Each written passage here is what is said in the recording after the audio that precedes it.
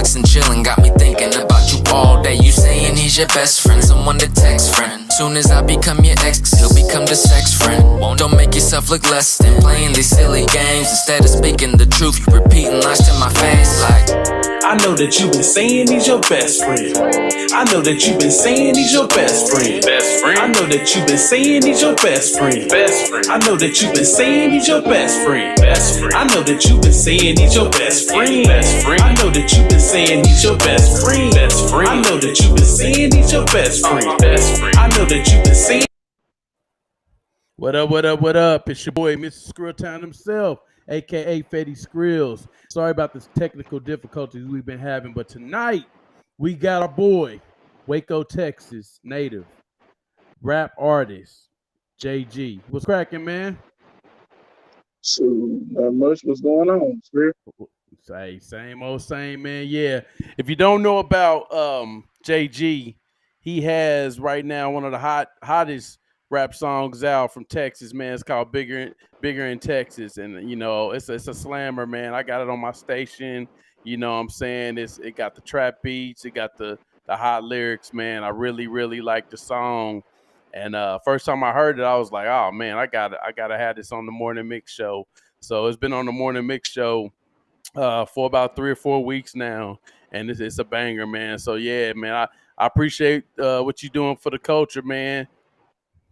All right. I appreciate you for tuning in. Yeah, man, appreciate it. So tell us a little bit about yourself, man, and growing up in Waco, Texas.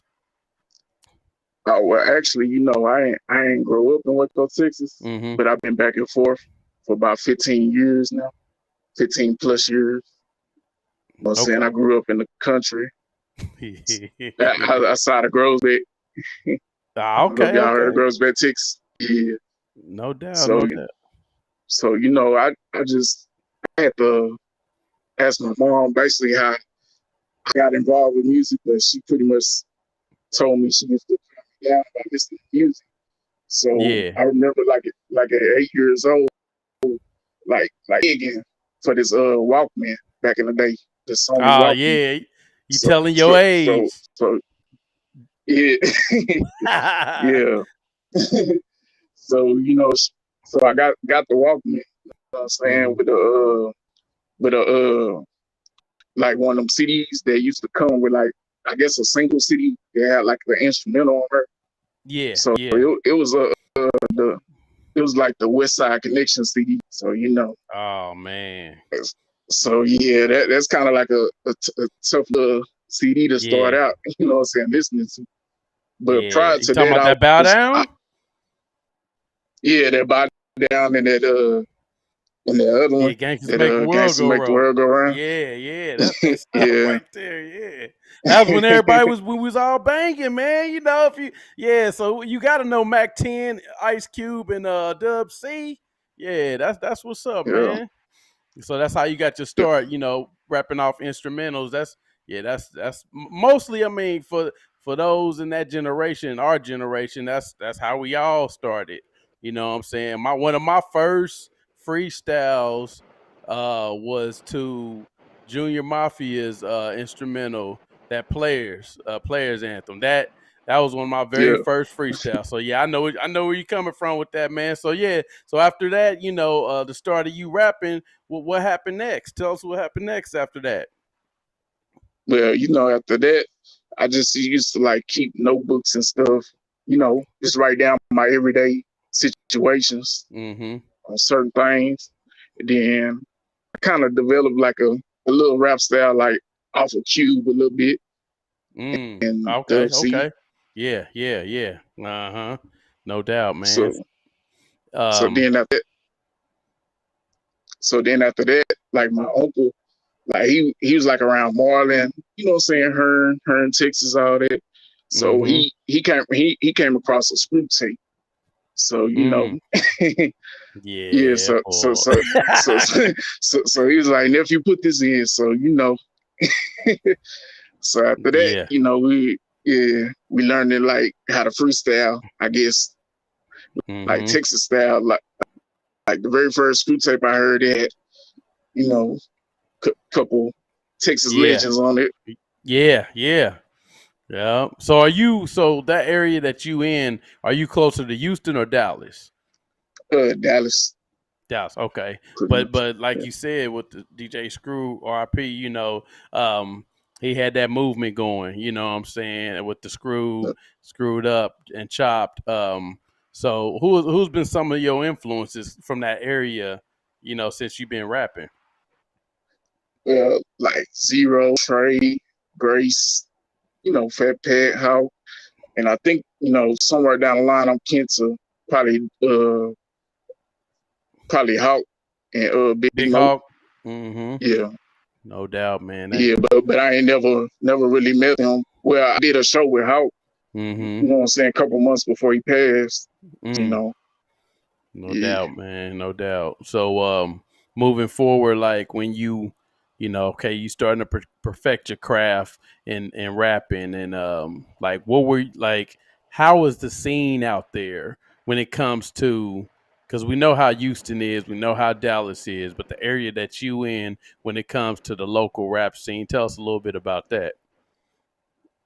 Well, see, but when I was doing it, it was like a couple people. They was like on some probably like on some California style of Mm-hmm. rapping Mm-hmm. still where I was at.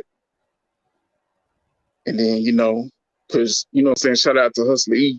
He basically, what I'm saying, led the music scene in Waco. No doubt, he's still doing his thing. Yeah, he's still putting in work, man. No doubt, no doubt. So, like, are you like in that area? You do a lot of shows, or do you got to go to bigger cities or bigger places to get that exposure? We have a few shows that now and then down here, like, but mostly we've been like putting in work like out of town, Yeah, you yeah. know, because Okay. sometimes the local market be like too crowded, you know, Yep. and Yeah. everybody want to have their input on certain things. Absolutely. So, going back to that, going out of town, doing shows, where the areas you normally hit, like when you. Like Fort Worth, like Houston, but Mm-hmm. we ain't been really able to do the shows due to COVID. Yeah, yeah. Cause I know like my I call it my coming out year. Mm-hmm. Basically, when I was about to do the little promo run, that's when we got hit. And Yeah.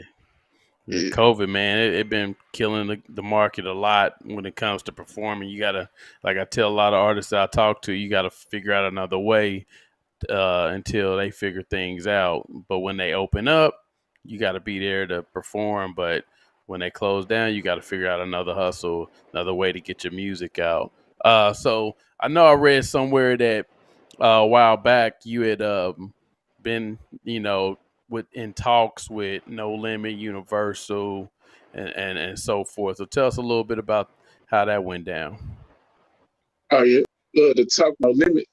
It was I didn't really get to sit down with P, but I sit down with one of his A&Rs. Mm-hmm. Like I had released a single, I think like in 2017, 2016. It was called Revenue, and it was getting like some major buzz. Mm-hmm. So he like uh basically he hit me up on this site called Reverb Nation. Yeah. Yeah. Okay. Yeah, and he was like, I heard your song. You know what I'm saying? He invited me to come to Dallas, but at Mm-hmm. that time I had a lot going on, with the family and stuff. Yeah, yeah. So I couldn't make that trip. But then they was trying to fly me out to the awards, same thing. Because Mm, I always try to put my family first. Sometimes, yeah. You got to, sometimes man. you just gotta get up and go. Yeah. Yeah, no doubt, no doubt. So, so it just would you say that things just kind of, fizzled from there because of that, or was it just other, stipulations to why things didn't happen? Yeah, because usually like when you have, I guess what they call like a hot single or something, they gonna want you to Mm-hmm. push forward with it like ASAP. Like you gotta drop everything, yeah, you know. and get it out. Yeah. And pretty much that been like, throughout my career. Because like I was still in high school when I released this single called Homework, but I had to get my get my computer fixed so I can re-upload it and everything.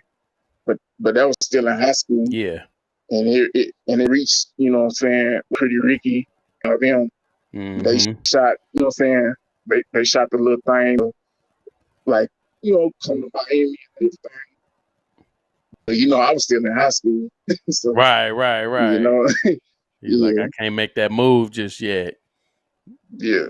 Yeah. So now, how long ago was that with the whole Pretty Ricky thing?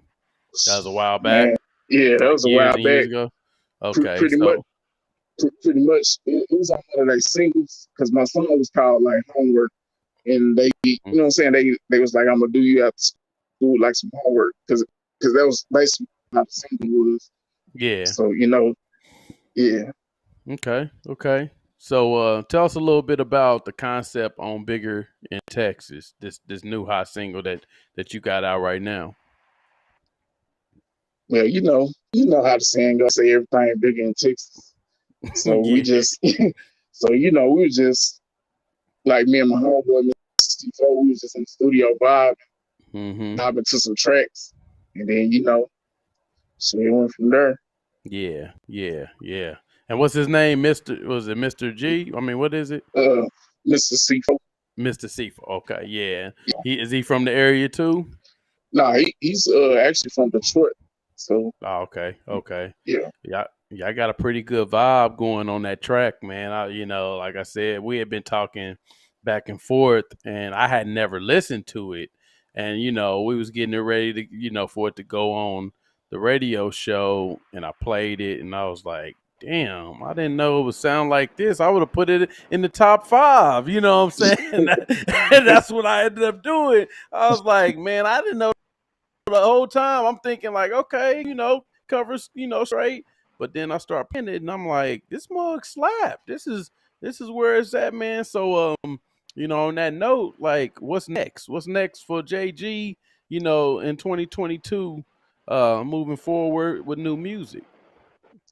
Well, hopefully I get the studio back running, for one, and then hopefully gonna book a couple shows. You know what I'm saying?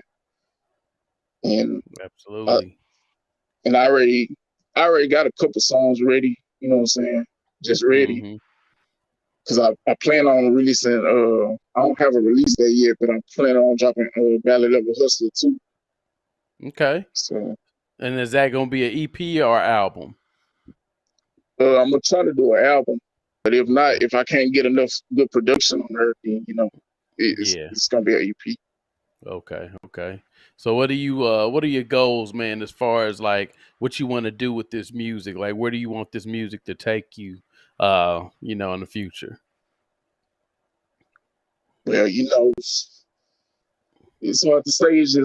I just, hope to get some of them dues I done paid. Yeah.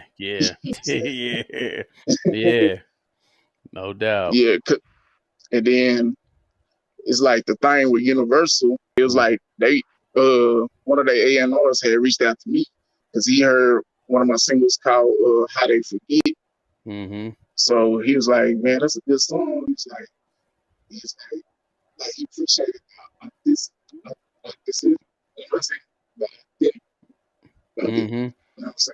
You kind of cutting out a little bit. I say he appreciated like the work on it. Oh, okay, yeah, no doubt, man. While I got you on here, before I forget, shout out to Tavo out in Houston, man. I think I had him on a song on my first mixtape when I first got back going called "Bag Money." That was the name of the single and the name of the song. Y'all two styles complement each other, man. I think in the future we need to sit down and talk about possibly doing a track together, because I talk to Tavo all the time. The name of his label is what is it, Moneybag Empire. That's what it's called out in Houston, Texas. But just listening, thinking, how your song goes and listening to your style and listening to Tavo, man, y'all vibe. I mean, y'all styles go hand in hand. I think it'd be a hot, dope track if I can get y'all to work together, man. But so look them up. Name is Tavo. Tavo. It's TVO.